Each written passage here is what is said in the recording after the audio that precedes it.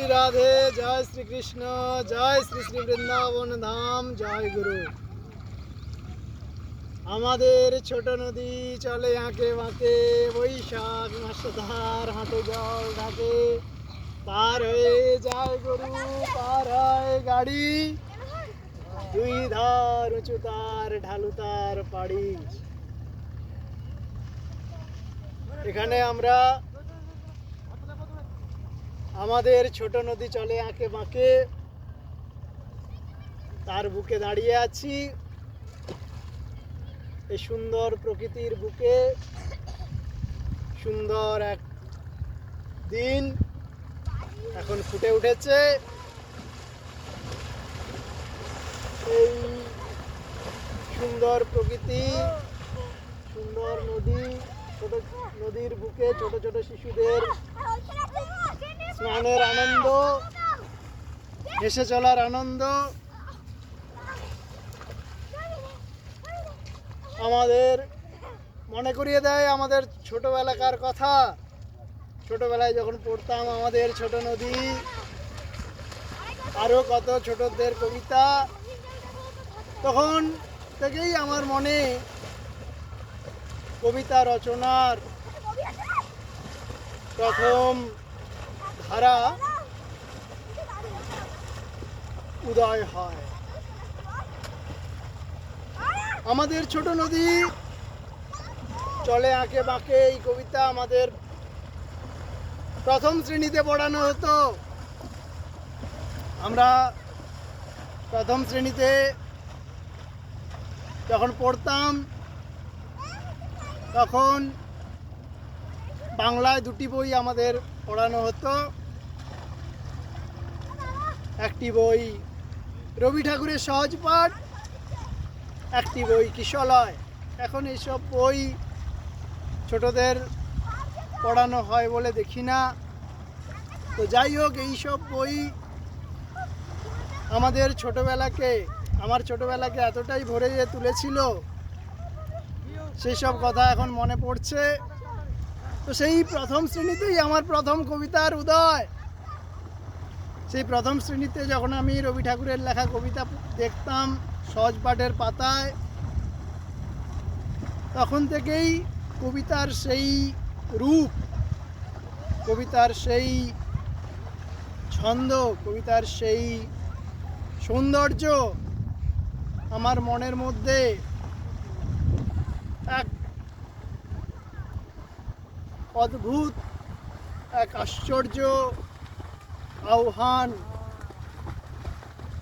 ফুটিয়ে তুলত। বাড়িতে রবীন্দ্র রচনাবলীও ছিল। রবীন্দ্র রচনাবলীর কবিতার খণ্ডগুলি আমি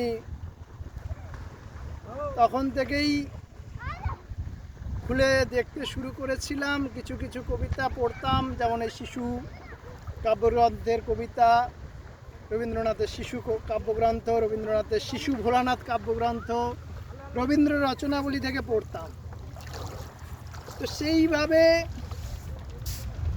সেই সব কবিতার রূপ, সেই সব কবিতার শব্দ ঝংকার আমার শিশু মনকে তখন থেকেই এমনভাবে এক অচিন রাজ্যে নিয়ে যেত যে সেই অচিন রাজ্যে আমার শিশু মনেও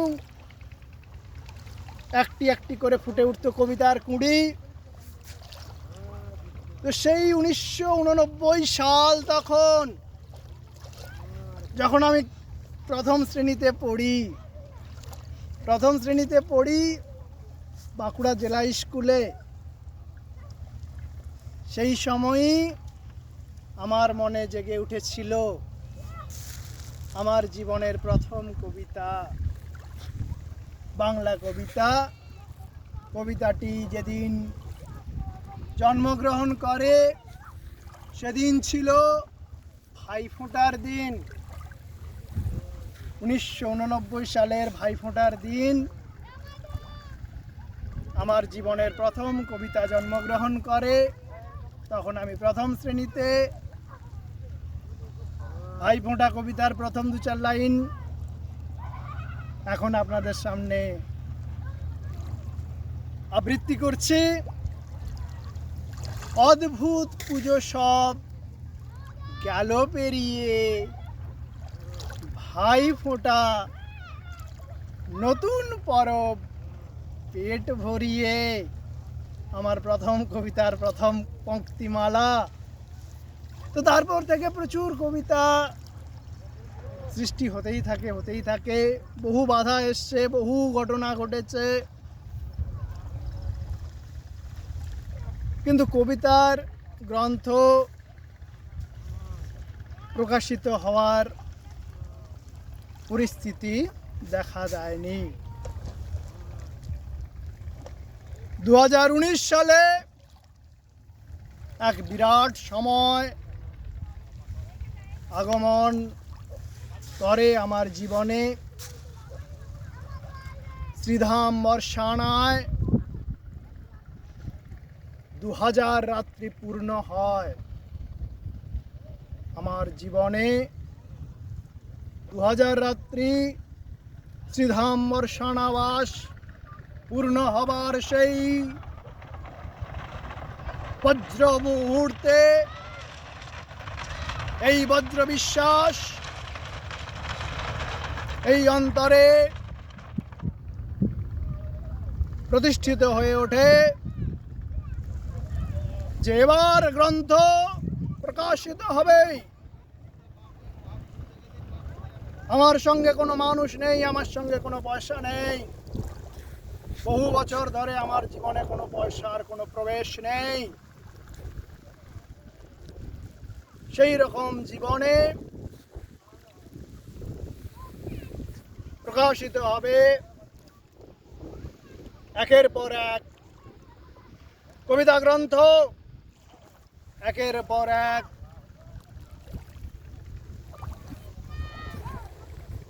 বাংলা এবং ইংরেজি গ্রন্থ। পরে যদি তাঁর ইচ্ছা হয়, পরম করুণাময় শ্রী শ্রী রাধাকৃষ্ণের ইচ্ছা হয়, পরম করুণাময় ভগবান শিবের ইচ্ছা হয়, পরম করুণাময় শ্রী শ্রী গুরুদেব শ্রী শ্রী অনুকূল চন্দ্রের ইচ্ছা হয়, তাহলে অন্য ভাষাতেও গ্রন্থ প্রকাশিত হতে পারে। তো প্রথম এই প্রবল প্রত্যয় প্রতিষ্ঠিত হয়ে ওঠে প্রাণে মনে যে এবার বই হবেই। কোনো মানুষ সঙ্গে নেই, কোনো পয়সার সঙ্গে নেই, তাতে কোনো কিছু যায় আসে না। সারা পৃথিবীও যদি আমার বিরুদ্ধে চলে আসে, কেউ আটকাতে পারবে না। গ্রন্থ প্রকাশিত হবেই এবং সেই গ্রন্থ প্রকাশের অভিযানে আমি নেমে পড়লাম। অনেক কঠিন সময় এলো। সারা পৃথিবী মহামারীর মহাগ্রাসে মূর্ছিত হয়ে পড়ল। সারা পৃথিবীর সমস্ত কাজ স্তব্ধ হয়ে গেল। তারপরে ধীরে ধীরে পৃথিবী একটু একটু করে যখন সুস্থ হতে শুরু করলো, আমার সেই অভিযান এগিয়ে চলেছে। এগিয়ে চলতে চলতে এই 2023 সালে প্রথম গ্রন্থ প্রকাশিত হলো। সেই গ্রন্থের নাম কি? রক্তাক্ত কুরুক্ষেত্র অনুকূল চন্দ্র। কোথায় 1989 আর কোথায় 2023? এমন জীবন কোথায়, এমন কবি জীবন কোথায় যেখানে এত বছর ধরে কবিতা রচনাও চলছে অথচ কবিতার গ্রন্থও প্রকাশ হচ্ছে না। যে কোনো একটা হবে, হয় কবিতা রচনা আর হবে না, কবিতা রচনার গতি স্তব্ধ হয়ে যাবে, যেহেতু গ্রন্থ প্রকাশ হচ্ছে না, কত দূর আর রেখো। অথবা কবিতা রচনাও হবে, কিছু সময় পর গ্রন্থ প্রকাশ হবে। কিন্তু এখানে কি অদ্ভুত এক যুগলবন্দি, কবিতা রচনাও হচ্ছে, গ্রন্থ প্রকাশও হচ্ছে না, গ্রন্থ প্রকাশও হচ্ছে না, কবিতা রচনাও হচ্ছে। এবং এইভাবে 1 বছর 2 বছর 5 বছর 10 বছর নয়, 12 বছর 15 বছর 16 বছর 20 বছরও নয়, দীর্ঘ 33 বছর, 1989 থেকে 2023 এই বিরাট ঘটনা, এই বিরাট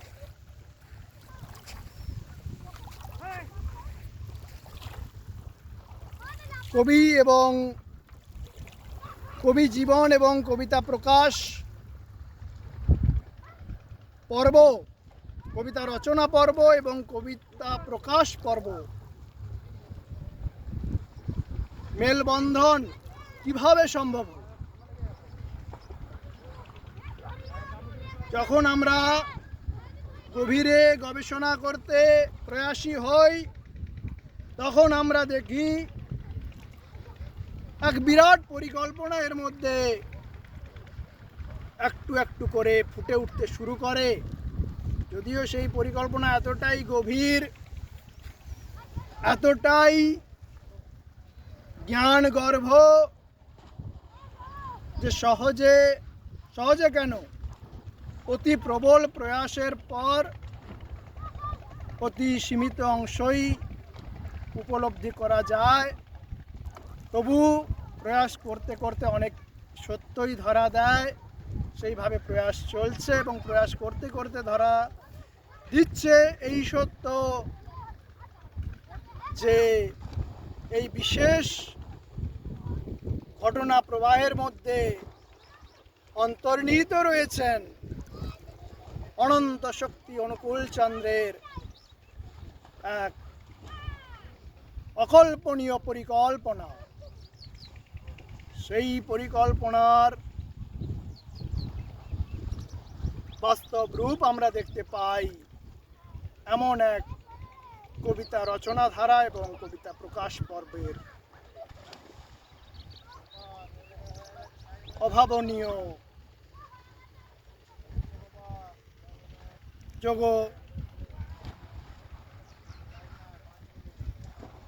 ক্ষেত্রের মধ্য দিয়ে। প্রথম গ্রন্থটি প্রকাশিত হলো, তার নাম কি? রক্তাক্ত কুরুক্ষেত্র অনুকূল চন্দ্র। দ্বিতীয় গ্রন্থটি প্রকাশিত হলো 2023 সালেই, 2023 সালের 7ই জুলাই দ্বিতীয় গ্রন্থটি প্রকাশিত হলো, তার নাম মনীষী মঞ্জুষা। এখানে বহু মনীষীর বন্দনা সংকলিত হয়েছে। প্রথম গ্রন্থটিতে আমরা পাই 108টি কবিতা, প্রতিটি কবিতাই শ্রী শ্রী ঠাকুর অনুকূল চন্দ্রের বন্দনা করে রচিত।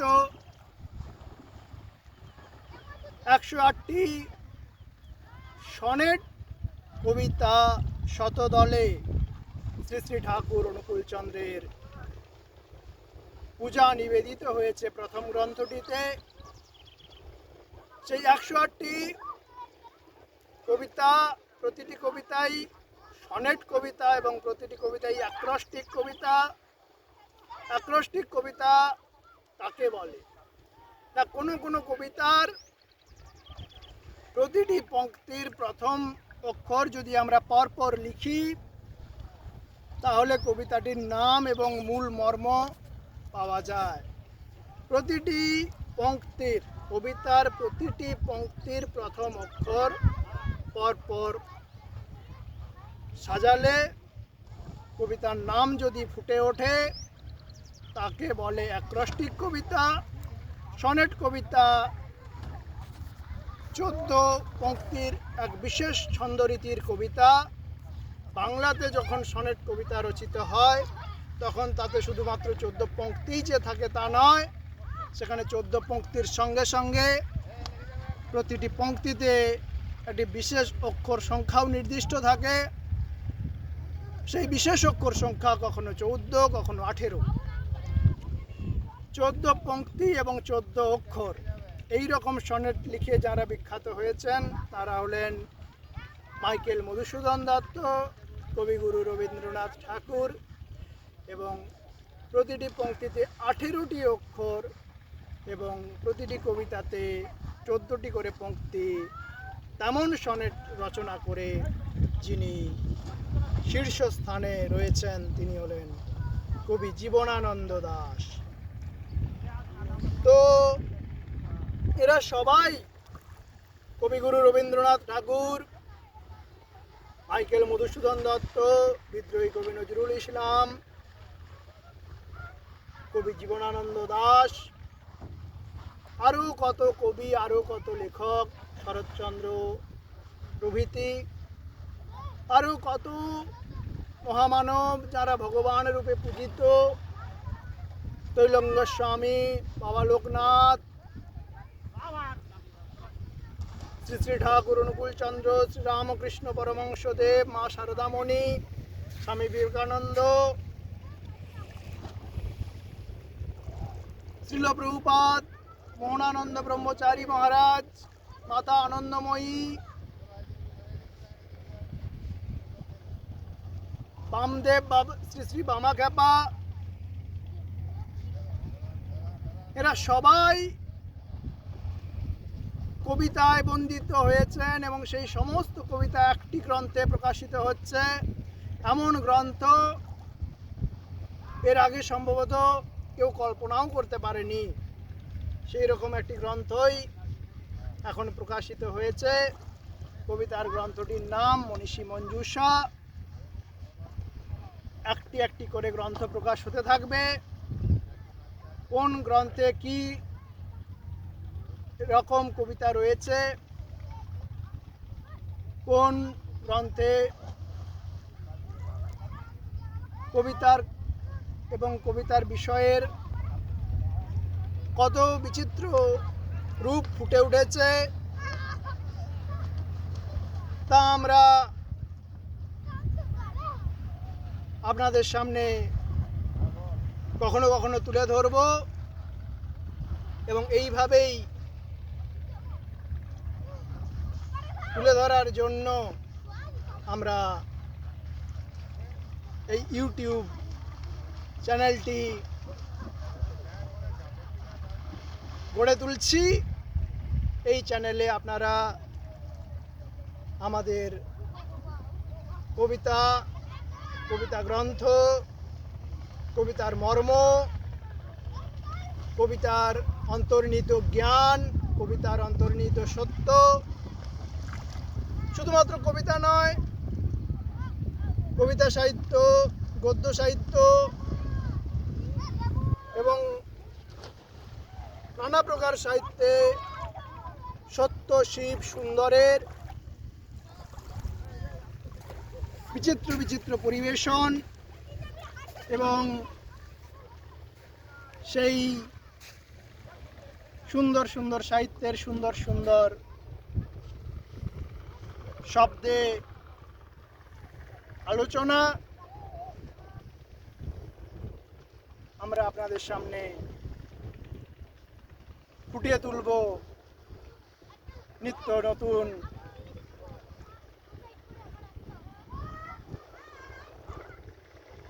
ছোট ছোট কথার মধ্য দিয়ে এবং সেই সব কিছুর সংকলনই হবে আমাদের এই ইউটিউব চ্যানেল। এই চ্যানেলে আপনারা নিয়মিত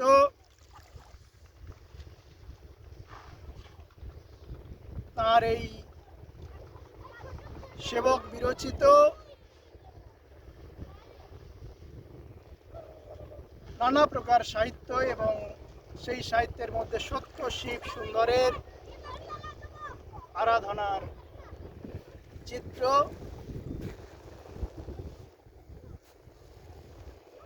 ফুটে উঠতে দেখবেন বারবার এবং এভাবে